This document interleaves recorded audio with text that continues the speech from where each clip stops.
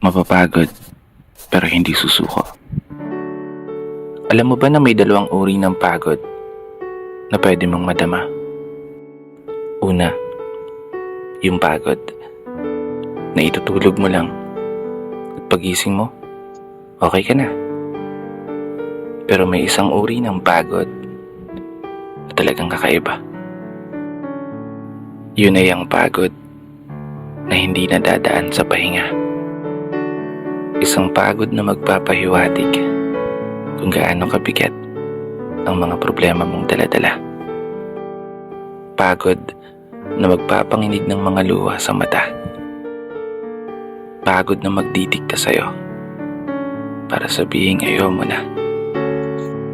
Mapapatanong ka na lang talaga, saan nga bang direksyon ng aking mga paa?